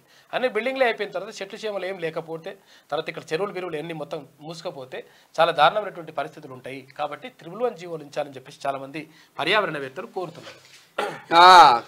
టేప్ తెచ్చుకొని కొలుచుకోండి. ఏం కొలవాలి? అదే ఇల్లు, భూమి, చెరువు బఫర్ జోన్ లో నా ఇల్లు ఉంటే కూల్చండి. కేటీఆర్ కు సవాల్. 2 లక్షలు దాటిన రుణాలు మాఫీ తేదీ త్వరలో ప్రకటిస్తాం. దేశానికి రోల్ మోడల్ గా తెలంగాణ రెవెన్యూ చట్టం. సీఎం చేతుల మీదుగా జేఎన్జే హౌసింగ్ సొసైటీకి స్థలం. విలేకరుల సమావేశంలో మంత్రి పొంగులేటి శ్రీనివాస్ రెడ్డి. టేప్ తెచ్చుకొని కొలుసుకోమంటుండు. కొలుసుకొని అలా ఇంటికి వస్తుందా, రాయి వస్తుందా, లేకపోతే ఇల్లే పోతుంది. ఇల్లు పోతే తీసుకొని పోరి అది కమిషనర్ గారు మీరు కూల్చి పడేసేయరు అంటున్నాడు. అంత దమ్ము ఉండాలి కదా లెక్క. ఓ ఫస్ట్ ఆడికే పోవాలి ఈడికే పోవాలి అంటుండు కేటీ రామారావు. ఈడికే అంటుండు ఆయన క్లియర్ గా. ఇది పొంగులేటి సీనన్న విషయంలో అయితే మెచ్చుకోవచ్చు, ఆయన బరాబర్ ఉంటాడు. ఇది ఆంధ్రజ్యోతిలో ఉన్నటువంటి ప్రధాన కథనాలు. అయితే ఒకసారి శరార్థి తెలంగాణ చూద్దాం. ఇక టాప్ హీరోస్ అంట. మోస్ట్ పాపులర్ హీరోగా ప్రభాస్, సెకండ్ ప్లేస్ లో తమిళ హీరో దళపతి విజయ్ అంట. TPCC final. ఉత్తర తెలంగాణక దక్షిణ తెలంగాణక దాదాపు బీసీలను వరించే ఛాన్స్. రేసులో ఎస్సీ ఎస్టీ సామాజిక వర్గాలు. ఏఐసీసీ కోర్టులో బంతి. అధికారిక ప్రకటన ఆలస్యం. మరోవైపు మంత్రివర్గ విస్తరణపై చర్చ. కేబినెట్ లో మరో 6గురికి చోటు. నామినేటెడ్ పదవులపైన కూడా డిస్కషన్ జరగబోతుంది. ఎందుకు బీసీల వైపు మొగ్గు చూపుతా ఉన్నది కాంగ్రెస్ అంటే ముఖ్యమంత్రి రెడ్డి సామాజిక వర్గానికి చెందిన రేవంత్ రెడ్డిగా ఉన్నారు. ఎస్సీ సామాజిక వర్గానికి చెందిన ఉప ముఖ్యమంత్రి బట్టి విక్రమార్క గారు ఉన్నారు. ఇక ఇక్కడ ఎస్సీ ఇటు రెడ్డి సామాజిక వర్గం ఓసీ ఉండుట్లా బీసీలకు ప్రాధాన్యత లేదు. బీసీలకు ఎమ్మెల్యే కోటాలో కూడా అన్యాయం జరిగింది, ఎంపీ కోటాలో అన్యాయం జరిగింది. కనీసం పీసీసీ పదవి కూడా ఇవ్వకపోతే బీసీలందరికీ కాంగ్రెస్ కి దూరం అయ్యే ఛాన్స్ ఉందన్న కోణంలో కూడా ఏఐసీసీ వర్గాల నుంచి ఆలోచిస్తున్నట్టు తెలుస్తా ఉంది. అయితే 60% వరకు ఉన్నటువంటి బీసీలు అంటే అత్యధిక జనాభా ఉన్నటువంటి బీసీలకు మరి పదవులు దక్కాల్సిన అవసరం ఉంటుంది. ఎందుకంటే అసలు యాక్చువల్గా వీళ్ళు కాన్స్టిట్యూషనల్లీ అన్టచబుల్లా లేకపోతే ఇంకెట్లా మరి అంటే ఎట్లా వివక్షకు గురవుతా ఉన్నారు. బీసీలు అత్యధికంగా ఉన్నారు. కాకపోతే ఏంటంటే వీళ్ళు ఓటు వేసే యంత్రాలుగా మాత్రమే ఉండిపోతా ఉన్నారు. గతంలో ఉన్నటువంటి దుర్మార్గమైనటువంటి ప్రభుత్వం కేసీఆర్ ప్రభుత్వం అప్పుడు స్థానిక సంస్థల్లో ఉన్నటువంటి రిజర్వేషన్లో కూడా కోత విధించింది. ఏది బీసీ రిజర్వేషన్లకు సంబంధించి. దాంతో మొత్తం 27% ఉన్నటువంటి రిజర్వేషన్ తర్వాత 17%, 18% తీసుకొచ్చిండ్రు. దీంతో బీసీలకు ఇంకా అన్యాయం జరిగింది. కాబట్టి ఎట్టి పరిస్థితుల్లో జరగడానికి వీల్లేదని చెప్పేసి ఏది ఎన్నికల ప్రచారంలో వచ్చినప్పుడు రాహుల్ గాంధీ, కాంగ్రెస్ పార్టీ అగ్రనేత రాహుల్ గాంధీ క్లియర్గా చెప్పిండు 42% రిజర్వేషన్ బీసీలకి ఇవ్వాల్సిన అవసరం ఉన్నది. తర్వాత ఇంకోటి ఏంటంటే కులగణన చేస్తామని చెప్పేసి మళ్ళీ కూడా ఆయన పార్లమెంట్లో చెప్పిండు. ఈ నేపథ్యంలో బీసీలకు ప్రాధాన్యత దక్కాల్సిన అవసరం ఉన్నది. ఎందుకంటే అత్యధికంగా ఉన్నటువంటి జనాభా ఎందుకు కూడా ఆదరణకు గురి కాకుండా తర్వాత పన్నులు కట్టే కాడ మాత్రం ఉన్నారు కానీ తర్వాత ఫలాలు పొందే కాడ లేరు అనేటువంటి పరిస్థితి ఉంది. కాబట్టి 100% బీసీలకు వాటా దక్కాల్సినటువంటి అవసరం మాత్రం 1000% ఉన్నది. మరి ఇదన్న ముందుకు తీసుకెళ్తారా లేదంటే అసెంబ్లీ ఎలక్షన్ల ముందు ఇచ్చిన రాహుల్ గాంధీ ఇచ్చిన వ్యాఖ్యలు చూసుకోవచ్చు మనం. ప్రతి పార్లమెంట్ పరిధిలో 2 బీసీలకు ఇవ్వాలని చెప్పింది కానీ అక్కడ మొండి చేయి చూపించింది రాష్ట్ర కాంగ్రెస్. తెలంగాణ ప్రదేశ్ కాంగ్రెస్ కమిటీ అంటే పగ్గాలు ఎవరికి దక్కుతాయనే దానిపై రాజకీయ వర్గాల్లో తీవ్ర ఉత్కంఠ నెలకొంది. తెలంగాణ అసెంబ్లీ తర్వాతి నుంచి తెలంగాణ కాంగ్రెస్ కు కొత్త బాస్ రాబోతున్నారనే ప్రచారం జోరుగా సాగుతుంది. లోక్సభ ఎన్నికలు సైతం ముగిశాయి, కానీ ఇంకా కొత్త పిసిసి చీఫ్ ఖరారు కాలేదు. రానున్న కాలంలో తెలంగాణలో జీహెచ్ఎంసీ ఎన్నికలతో పాటు స్థానిక సంస్థల నగారా మోగనుంది. ఈ నేపథ్యంలో పిసిసి చీఫ్ ప్రక్రియను ఏఐసిసి స్పీడప్ చేసింది. అయితే ఇప్పటికే పిసిసి చీఫ్ ఎవరనేది దాదాపుగా తేలిపోయిందట. మరి వీళ్ళపైన పేర్లు అయితే వస్తామని మరి చూడాలి, ఎవరు చూద్దాం. మరి తెలంగాణకు ఛాన్స్ ఇవ్వండి, అంతర్జాతీయ స్థాయిలో గేమ్స్ నిర్వహిస్తాం, స్పోర్ట్స్ యూనివర్సిటీకి సాయం అందించండి, టీ ఫైబర్ కు వడ్డీ రహిత రుణం అందించాలి, నెలకు 300కి 93 లక్షల ఇండ్లకు ఫైబర్ కనెక్షన్లే లక్ష్యం, తెలంగాణ సీఎం రేవంత్ రెడ్డి చేస్తున్న వ్యాఖ్యలు చూస్తా ఉన్నాం. ఇక అవన్నీ డిజైన్ లో లేని పనులే, చూసుకొని లెక్క అవన్నీ డిజైన్ లో లేని పనులేనట, డిపిఆర్ లేవట. మంత్రివర్గం నిర్ణయం మేరకే అదనపు వెంట్లు వేశాం, చూసుకోయిగా అదనపు 6 వెంట్లను తర్వాత డిజైన్ లో చేర్చారు. ఆనకట్టల నిర్మాణ స్థలాన్ని పరిశీలించకుండానే ఆమోదించినట. ఎక్కడ కట్టాలి, ఏం కథ, బూడిదున్నదా లేకపోతే మన్ను ఉన్నదా మచాడం ఉన్నదా తెలుసుకోకుండా. ఇక పీసీ ఘోష్ కమిషన్ ఎదుట సిడిఓ ఈఎస్ ఫజల్ చెప్పినటువంటి వ్యాఖ్యలు చూసుకోవచ్చు. కాళేశ్వరం ప్రాజెక్టులో జరిగిన అవకతవకలకు సంబంధించి జస్టిస్ ఘోష్ కమిషన్ విచారణ కొనసాగుతోంది. విచారణలో భాగంగా శుక్రవారం కాళేశ్వరం కమిషన్ ముందు హాజరైన సిడిఓ ఎస్ఈ ఫజల్ ను జస్టిస్ పిసి ఘోష్ ప్రశ్నించారు. పలువురు వివరాలు ఆయన నుంచి అడిగి తెలుసుకుంటే ఇట్లన్నీ లంగకథలు పడ్డారని చెప్పిండట ఆయన.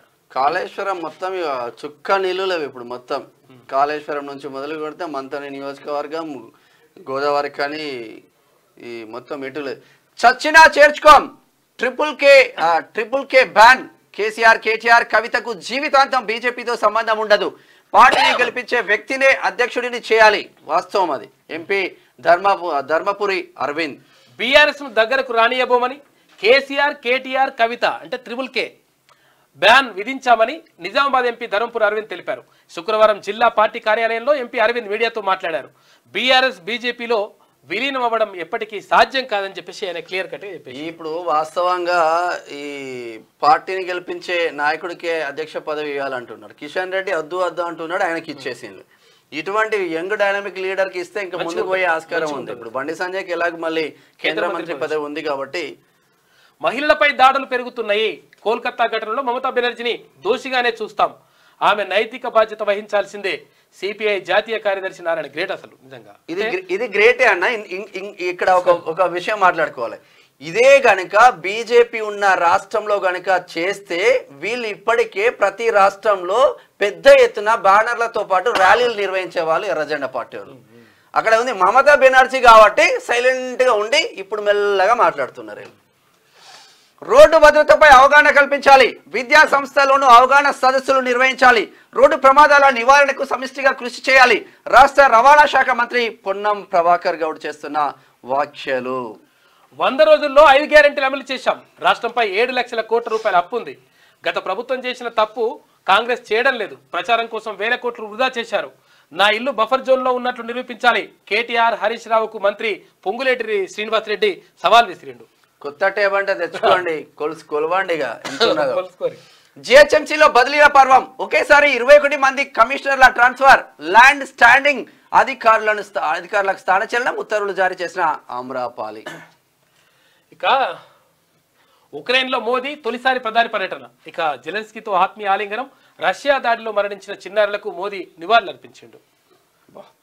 జైల్లో కులాన్ని బట్టి పని, మానసికంగా వేధించిండ్రు, ఆసుపత్రికి తీసుకెళ్తారు. అచ్చా వైద్యులు పట్టించుకోరు, ట్రీట్మెంట్ చేయరు, 10 ఏళ్లు చీకటిలో గడప, మా తల్లి చివరి చూపు చూసుకోలేకపోయా. ప్రొఫెసర్ సాయిబాబు, ఇది టూ మచ్. ఇది చాలా బాధాకర విషయం. జైల్లో కులాన్ని బట్టి పని, ఆ తర్వాత స్థలం ఇస్తున్నారని ప్రొఫెసర్ సాయిబాబా తెలిపారు. తెలంగాణ జర్నలిస్ట్ యూనియన్ ఐజేయు అనుబంధం నిర్వహించినటువంటి మీట్ ది ప్రెస్ లో శుక్రవారం ఆయన మాట్లాడిండ్రు.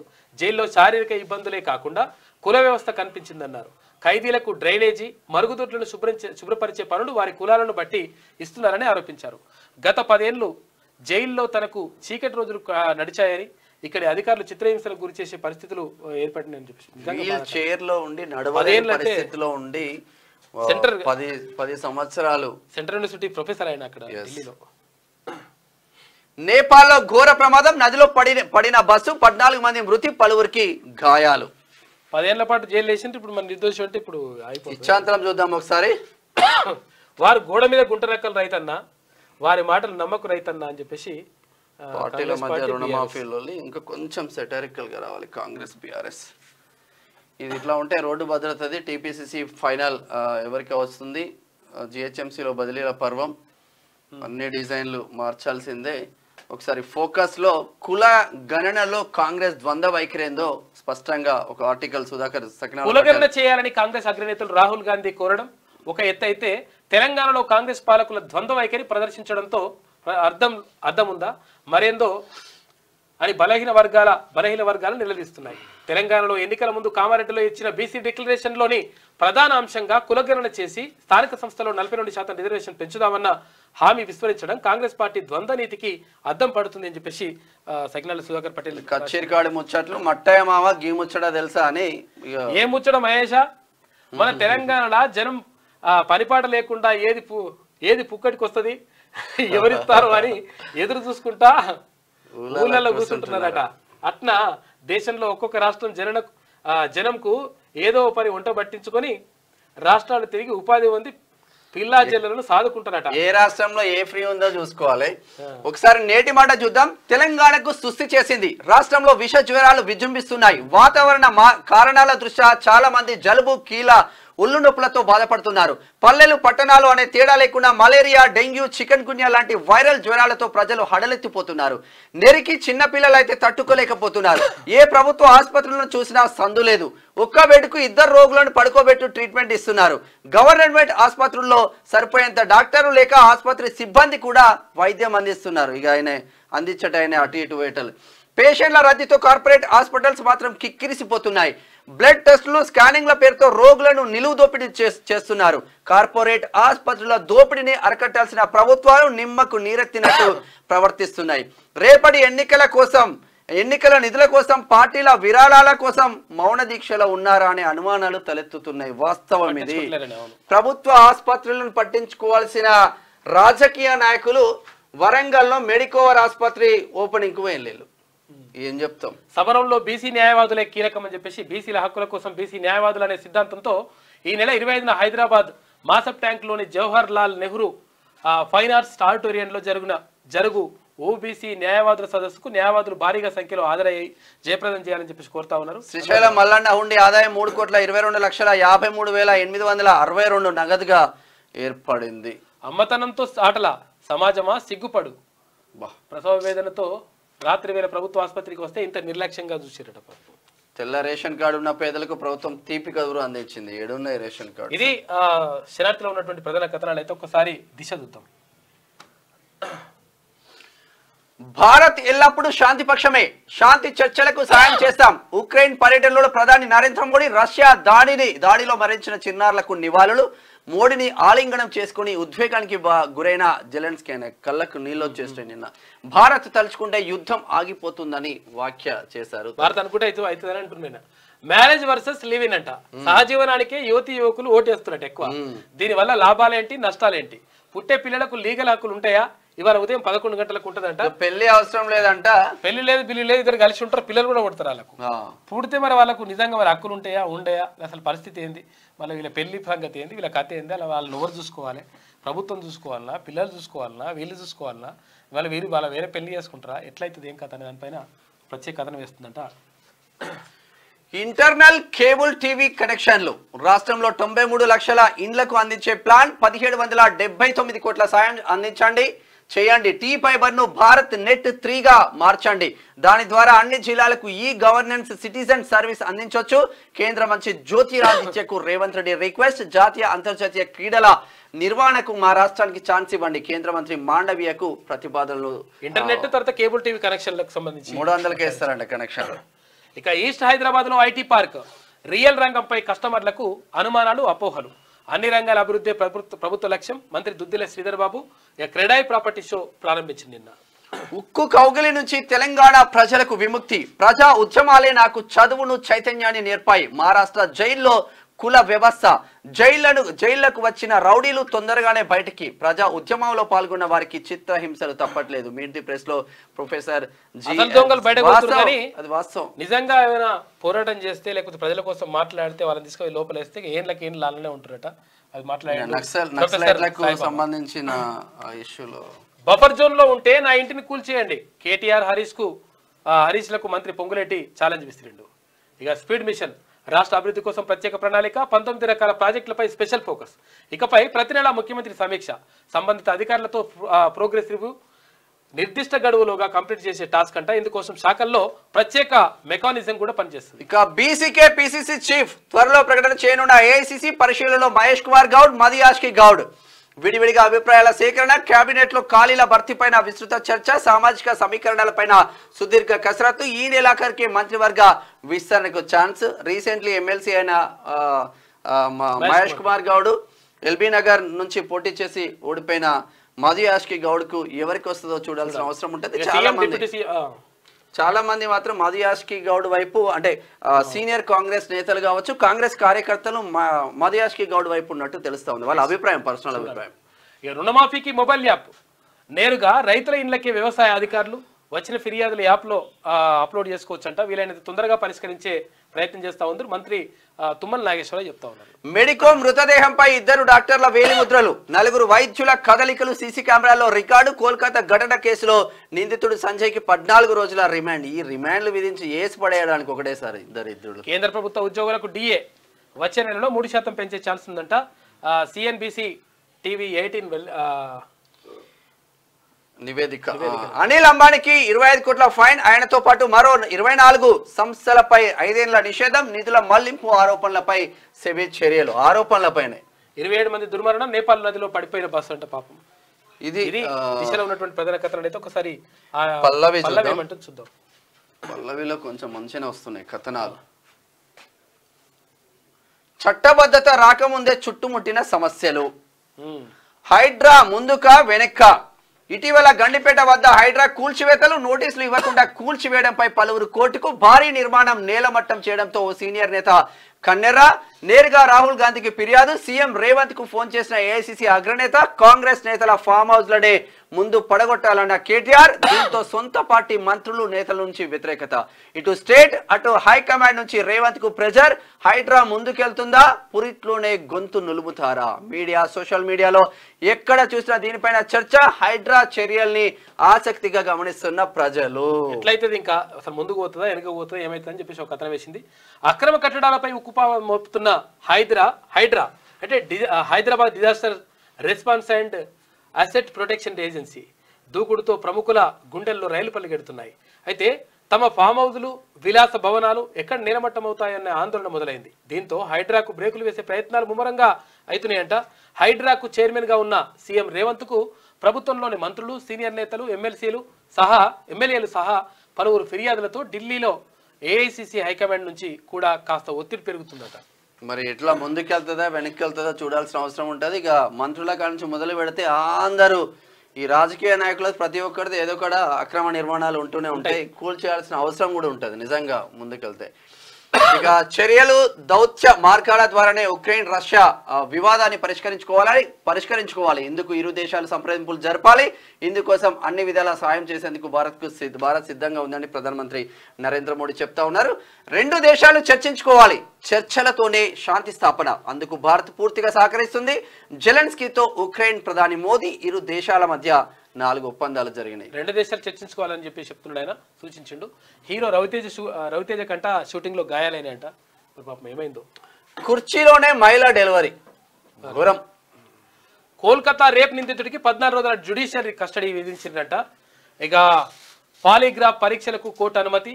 క్యాంపస్ ఖాళీ చేస్తున్న డాక్టర్లు, మాజీ ప్రిన్సిపల్ అవినీతి పైన దర్యాప్తు చేస్తున్నట. ఇక మోదీ తర్వాత సెకండ్ ప్లేస్ తో అమిత్ షానే అని ఒక కథనం వచ్చింది. మీరు సహకరిస్తే 300కే ఇంటర్నెట్ ఇస్తాం, కేబుల్ టీవీ, ఈ ఎడ్యుకేషన్ సేవలు అందిస్తాం. 93 లక్షల గృహాలకు ఫైబర్ కనెక్షన్స్ మా టార్గెట్. కేంద్ర మంత్రి సింధియాతో సీఎం రేవంత్ రెడ్డి భేటీ. ఛాన్స్ ఇస్తే కామన్వెల్త్, ఏషియా గేమ్స్ నిర్వహిస్తాం. Khelo India youth games Hyderabad లో పెట్టండి. కేంద్ర మంత్రి మన్సుఖ్ మాండవీయకు సీఎం విజ్ఞప్తి చేస్తా ఉన్నారు. ఇక ఓల్డ్ సిటీలో మెట్రో భూసేకరణ ప్రారంభం. 1200 ఆస్తులపై ప్రభావం అంట. మెట్రో ఎండి ఎన్విఎస్ రెడ్డి అంటుండు. ఇక 3Dలో వీక్షించేలా హైడా డ్రోన్ సర్వే చేసినట్లు వెల్లడి. భూసేకరణ ప్రక్రియ 8 నెలల్లో పూర్తికి కనీసం ఇప్పుడన్నా ఓల్డ్ సిటీ బాగు చేయండి. 10 సంవత్సరాల కాలు కూడా పెట్టలే, ఏలు కూడా పెట్టలే ఓల్డ్ సిటీలో. పిసిసి చీఫ్ బీసీకా ఎస్సీకా మహేష్ కుమార్ గౌడ్ పేరు ఖరారైనట్లు ప్రచారం. సీట్లలో అన్యాయం జరిగింది, మాకే పిసిసి ఇవ్వాలంటున్న మాదిగలు ఢిల్లీకి వెళ్లే ముందు రేవంత్ కు రెఫరెండం సమర్పించిండ్లు. ఇట్లా ఉంటే అక్రమం అని తేలితే నా ఇల్లు కూల్చేయండి. హైడ్రాను మంచి ఉద్దేశంతో తెచ్చాం. కేసీఆర్ ప్రభుత్వంలో మేము మోసం చేయట్లేదు. ఇతర ఖర్చులన్నీ తగ్గించుకొని రుణమాఫీ చేస్తున్నాం. ఇప్పటికే 18,000 కోట్ల రూపాయలు విడుదల చేశాం. త్వరలోనే 12,000 కోట్ల రూపాయలు రైతుల ఖాతాలో వేస్తాం. గత ప్రభుత్వంలో ప్రచారం కోసం కోట్లు ఖర్చు చేస్తలేం. మంత్రి పొంగులేటి శ్రీనివాసరెడ్డి కామెంట్స్. ఆయన అట్లా ఉంటే కేటీఆర్ ఏమంటున్నాడు చూద్దాం. మా దగ్గర సాటిలైట్ మ్యాప్స్ ఉన్నాయి. పొంగులేటి కామెంట్స్ కు కేటీఆర్ కౌంటర్. ఎఫ్టీఎల్ బఫర్ లో ఉన్న నిర్మాణాలను కూల్చాలి. పొంగులేటి వివేక్, కేవీపీ, మాదియాష్కి గౌడ్, గుత్తా సుఖేందర్ రెడ్డి లాంటి నేతల భవనాలు కూల్చి సామాన్యుల వద్దకు రండి. మీరు సామాన్యులా? సీఎం రేవంత్ రెడ్డికి సీఎం రేవంత్ ఢిల్లీకి 20 సార్లు పోయిండు. దమ్ముంటే రుణమాఫీపై పల్లెకు రావాలని సవాల్ విసురుతా ఉన్నారు. ఇక బ్రిడ్జ్ పత్రిక కథనంపై సమాధానం చెప్పాలి. సోనియా నివాసానికి రఘునందన్ రావు, రాహుల్ పెళ్లి కథనంపై స్పందించాలని డిమాండ్. ఈయన పెళ్లి ఆయన పర్సనల్. ఇది పల్లవిలో ఉన్నటువంటి ప్రధాన కథనాలు అయితే ఒకసారి ఈనాడు చూద్దాం. యుద్ధానికి ముగింపు పలకండి, ఇంకెంత మాత్రము సమయం వృధా చేయొద్దు. రష్యా ఉక్రెయిన్ కు ప్రధాని మోడీ పిలుపు. కూర్చొని మాట్లాడుకోవాలని హితవు. శాంతి యత్నాల్లో క్రియాశీలక పాత్ర పోషించేందుకు భారత్ సిద్ధమని ఉద్ఘాటన. జెలెన్స్కీతో విస్తృత స్థాయిలో మోడీ చర్చలు జరిపిండు. ఉక్రెయిన్ లో ముగిసిన సుడిగాలి పర్యటన. ఇట్లా ఉంటే అచ్చంగా జిరాఫీలా అకస్మాత్తుగా చూసే జిరాఫీలా కనిపిస్తున్న ఈ చిత్రం ఒక పెయింటింగ్. జంతువుల బొమ్మలను చెట్లపై వేస్తూ ట్రీ ఆర్ట్ పేరుతో పర్యావరణ పరిరక్షణపై ప్రజలకు అవగాహన కల్పిస్తున్నారు. ఓయూ లైబ్రరీలో పనిచేస్తున్న పర్యావరణ ప్రేమికుడు వెంకన్న చెట్లను పరిరక్షించాలనే ఆలోచనతో ఆయన వేస్తున్న ట్రీ ఆర్ట్ పెయింటింగ్ విశేషకులను విశేషంగా ఆకట్టుకుంటుంది. నిన్న మంచిగా ఆర్ట్ అంటే ఎవరు నమ్మలేకుండా ఉన్నది. ఇక పదవుల కసరత్తు కొలిక్కి 2-3 రోజుల్లో పిసిసి అధ్యక్షుడి పేరు ఖరారు. అడ్డూరి లక్ష్మణ్, మహేష్ కుమార్ గౌడ్, బలరాం నాయక్లతో ఒకరికి ఛాన్స్ అంట. పిసిసి అయ్యాక మంత్రివర్గ విస్తరణపైన నిర్ణయం. ఢిల్లీ పెద్దలతో రేవంత్ తర్వాత బట్టి ఉత్తమ్ సమాలోచనలు చేస్తా ఉన్నారు. ఎవరికి వచ్చినా ఒక బీసీకి వచ్చే ఆస్కారం ఉంది. మరి ఒకవేళ ఇది చెక్ పెట్టి అడ్లూరి లక్ష్మణ్కి ఏమన్నా ఇస్తారా, లేదంటే బలరాం నాయక్ రేవంత్ రెడ్డి ఎట్లా చెప్తే అట్లా వింటారు కాబట్టి బలరాం నాయక్ ఏమన్నా వచ్చే ఆస్కారం ఉందా చూడాల్సిన అవసరం ఉంటుంది. టీ ఫైబర్ కు 1779 కోట్ల వడ్డీలని రుణం ఇవ్వండి. స్పోర్ట్స్ వర్సిటీ ఏర్పాటుకు ఆర్థిక సాయం చేయండి. కేంద్ర మంత్రులకు సీఎం రేవంత్ రెడ్డి వినతి పత్రాలు ఇచ్చింది నిన్న. ఇక వేగంగా ప్రగతి పరుగు అభివృద్ధి ప్రాజెక్టుల కోసం స్పీడ్ వ్యవస్థనంట. 19 ప్రాజెక్టులపై ప్రత్యేక దృష్టి. సీఎం చొరవతో శ్రీకారం. ఇలా ఉంటే నిల్వ చేసిన వారి పంట పండుతుంది. డిమాండ్ పెరగడంతో అధిక ధరలు. వ్యవసాయ మార్కెట్లోనూ అన్ని ఉత్పత్తులకు మద్దతు ధర అధికంగా ఉన్నదంట. కోల్డ్ స్టోరేజ్ లో పెడతారు కదా, అప్పుడు డబ్బులు ధర లేదు, ఆ ధర కోల్డ్ స్టోరేజ్ లో పెడతారు.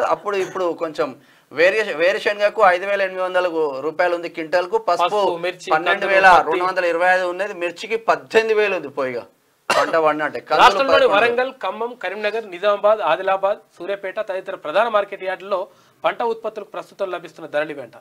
ఇది ఇట్లా రేట్లు ఉన్నాయంట. మంచిగా కొంచెం నిల్వ వేసుకుంటే రేట్లు ఎక్కువ పెరుగుతాయంట.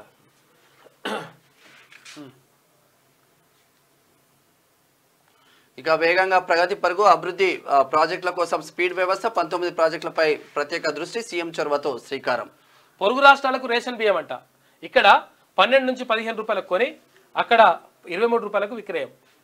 నిత్యం 1000 క్వింటాలు తరలిస్తున్న దళారులు. మహారాష్ట్రలో బియ్యం సేకరణకు ప్రత్యేకంగా దుకాణాలు కూడా వచ్చినాయి. నిజంగా రేషన్ బియ్యం 90% ప్రజలు తినట్లేదు, తీసుకుంటున్నారు. 10 రూపాయల చొప్పున అమ్ముకుంటున్నారు. ఈ వ్యవస్థ దళారులు బాగుపడుతున్నారు, కానీ ఈ వ్యవస్థ ద్వారా సర్కార్కు వేస్ట్ గా డబ్బులు వృధా అవుతున్నాయి. దళారులు బాగుపడుతున్నారు, ప్రజలకు మాత్రం ఉపయోగించట్లేదు. నిజంగా ఎవరైతే రేషన్ బియ్యం తింటున్నారో వాళ్ళకు 10 కిలోలు ఎక్కువ ఇవ్వండి. నదిలోకి దూసుకెళ్లిన బస్సు. నేపాల్లో 27 మంది భారతీయుల దుర్మరణం అని చెప్పేసి ఒక వార్త. అక్రమ నిర్మాణాలు కూలుతాయనే హైడ్రాపై బురద. ఒక్క ఇటుక ఎఫ్టీఎల్ లో ఉన్న నా ఫామ్ హౌస్ మొత్తాన్ని కూల్చేయండి. కేటీఆర్, హరీష్ రావులకు మంత్రి పొంగులేటి సవాల్. రాండి గట్టే పట్టుకోండి, ఎంతమంది వస్తారు. ఇక పొంగులేటికి అంత శ్రమ అవసరం లేదు. బఫర్ జోన్ లోని చెరువులు ఎలా పూడ్చాలో శాటిలైట్ చిత్రాలు ఉన్నాయి. భారత కార్యం మరి ఏం చేసింది మరి పీక్ ఇప్పటి వరకు గడ్డి అంటారు పబ్లిక్. బీటెక్ సీట్లకు స్పాట్. సిఎస్సి సంబంధిత సీట్లు మిగిలేలా యాజమాన్యాల వ్యూహం. స్లైడింగ్ తర్వాత వాటిని అమ్ముకునేందుకు ప్రణాళిక. ఫిర్యాదులు రావడంతో విద్యాశాఖ ఒక్కొక్క సీటు ఇక కొన్ని కాలేజీలు ఉన్నాయి. ఒక సిఎస్సి సీటు ఇంజనీరింగ్ మేనేజ్మెంట్ లో కావాలంటే 14 లక్షల రూపాయల నుంచి 50 లక్షల రూపాయలు ఓన్లీ డొనేషన్లో తీసుకుంటున్నాయి. దీనిపైన మన రాష్ట్ర సర్కార్ పట్టించుకోరు. ఫీజు రెగ్యులేటరీ యాక్ట్ ఉండాలి 100%. దానికి సంబంధించి మంత్రివర్గ ఉపసంఘం అన్నారు, ఏం లేదు, సపడే కూకున్నారు. ఎట్టి పరిస్థితుల్లో పేదలకు తర్వాత పేద తల్లిదండ్రులకు అన్యాయం జరుగుతూ ఉంది, పేద విద్యార్థులకు అందరి ద్రాక్షలాగా మారిపోతూ ఉంది చదువు. కాబట్టి 100% ఈ ఫీజు నియంత్రణ అనేటువంటిది 100% యాక్ట్ ఉండాలి. దానికి సంబంధించి ఒక నియంత్రణ ఉండాలి. పాఠశాల స్కూళ్ళల్లో ఎంత ఉండాలి ఫీజు, తర్వాత ఏది కాలేజీలలో జూనియర్ కాలేజీలలో ఎంత ఉండాలి, డిగ్రీ కాలేజీలో ఎంత ఉండాలి, ఇంజనీరింగ్లో ఎంత ఉండాలి, మెడికల్ కాలేజీలో ఎంత ఉండాలి, ఇదంతా కూడా ఒక లెక్క ప్రకారం ఉంటే లెక్క ఉంటుంది. ఇష్టం వచ్చినట్టుగా ఓడి దోసినట్టుగా వాడు దోసుకుంటే పరిస్థితి ఏంది? అసలు పేదోళ్ళకి మాత్రం చదువు అందకుండా పోతా ఉంది. అందుకనే ఉచిత విద్యా వైద్యం ఉంటే ఇవన్నీ కూడా పైసలు ఇవంతా కథ ఉండదు లెక్క. ఈ రెండు మీద ఉచిత విద్య ఉచిత వైద్యం మీద ఫోకస్ చేయండి. ఈమె ఎట్లా రాసుకొచ్చింది చూడు, రేవంత్ రాజకీయ హైడ్రామా అని రాసుకొచ్చింది. రేవంత్ రాజకీయ హైడ్రామా, ఇందులో ఒప్పేది ఫోటోలు వేయకపోతే ఇందులో ఒప్పేది తప్పేది ఫోటోలు కనిపిస్తున్నాయి ఏమన్నా? ఏం లేదు, ఉటీనే. ఇలా తప్పేంటి, ఇలా ఒప్పేంటి, ఇలా జలాశయం అని రాసుకొస్తుంది. మొత్తం బ్లర్ చేసి ఫోటోలే దొరికింది. హిమాయత్ సాగర్ సమీపంలో పొంగులేటి ఫామ్ హౌస్. ఇప్పుడు ఒకటి అయిన తర్వాత ఇంకోటి అయిన తర్వాత ఆయన ఎప్పుడు క్లియర్ గా కూల్చేసుకోరు అబ్బాయి, టేప్ తెచ్చుకొని కొలుసుకోమంటుండు. కొలుసుకోరు ఒకసారి టేప్ తెచ్చి. వీటిని కూల్చే దమ్ముందా ఉన్నదనే చెప్తారు ఆయన. ఇక అనిల్ అంబానీపై సెబీ వేట్ ఒకటి, తర్వాత ఏసీబీకి చిక్కిన డిప్యూటీ సిటీ. 2 ఎకరాలలో ఉంది పొంగులేటి సీన్ అనేది ఫామ్ హౌస్. రాసుకొచ్చింది, ఇష్టం వచ్చినట్టు రాస్తుంది. ఆమె రాసిన వాస్తవాలు ఉంటాయి, అన్ని లంగమాటలు రాస్తారు. 2 లక్షల పైన రుణాలకు కట్ ఆఫ్ డేట్, గడువులోపు 2 లక్షల మీది మొత్తం చెల్లిస్తేనే మాఫీ. ఎప్పటి నుంచో చెప్తా ఉన్నారు కదా, దాంట్లో ఏమున్నది? దశల వారిగా 2 లక్షల పైన మాఫీ చేస్తామని చెప్పి అంటుంది. ఇక మాఫీ మంటలు అని చెప్పేసి, మంటలు లేదు బింటలు లేదు, మీరు అప్లై చేసుకోరు. చాలా మంది నిన్న పోయొచ్చిందట, బ్యాంకుల కాడికి పోయినరు, తర్వాత ఇక్కడ ఏది అగ్రికల్చర్ ఆఫీసర్ని కలిసిండ్రు, కొంతమంది కలెక్టర్లు కూడా కలిసిండ్రు. కలిసిన వాళ్ళకు మ్యాక్సిమం చాలా మందికి పరిష్కారం లభించిందంట. వాళ్ళు మీకు ఇట్లున్నది పరిస్థితి అంటే, అరే ఇట్లుంటే ఇట్లా వేసుకోండి అని చెప్తున్నారంట. చెప్పి వాళ్ళకి అందరికీ కూడా రుణమాఫీ అయ్యేటువంటి అవకాశం ఉంది. ఎందుకంటే ఎవరైతే అర్హులు ఉంటారో అర్హులందరికీ చేస్తామని ప్రభుత్వం చెప్పింది, అదంతా కూడా జరుగుతూ ఉందంట. కాబట్టి వీళ్ళ మాటలు లంగమాటలు పట్టుకొని పోతే మాత్రం ఇక అన్యాయం. రుణం కోసం పోయి హఠాత్ మరణం, దాడి చేస్తే తిప్పి కొడతాం. ఈ ఫోటోలు కూడా కరెక్ట్ అయ్యారండి వీళ్ళు. మస్కనే ఉన్నది మొత్తం. ఇప్పుడు జర్నలిస్టులపై దాడులు జరిగినాయి సార్, ఫోటో అన్న కరెక్ట్ అయ్యాలి కదా. జర్నలిస్టులపై బీఆర్ఎస్ కార్యకర్తలు దాడులు జరిగినాయి. అప్పుడు మన మీద దాడులు ప్రత్యేకంగా దాడులు చేపిస్తారు కదరా నాయన, మీరే ఏమైనా ఉండాలి ఏమన్నా అది ఇది సిగ్గు ఇంకేమన్నా. కార్లకు నెంబర్ ప్లేట్లు తీసేసి మాస్కులు కట్టుకొని పెద్ద పెద్ద పోలీస్ ఆఫీస్ పైన దాడి చేసి పోయి మళ్ళా వాడే ఉల్టా మేడిపల్లి పోలీస్ స్టేషన్ లో కంప్లైంట్ చేస్తే కంప్లైంట్ చేస్తే మా పైన అటెంప్ట్ మర్డర్ కేసు పెట్టేసి చెర్లపల్లి జైలుకి పంపించారు. మనం చేసే కంప్లైంట్ కి ఇంతవరకు చర్యలు లేవు. ఇటువంటి లంగలు ఇప్పుడు మళ్ళా దాడి జరిగినాయని చెప్పేసి వస్తున్నారు ఇటువంటి లెక్కలు. కాబట్టి అర్థం చేసుకోండి. ఇక హైడ్రా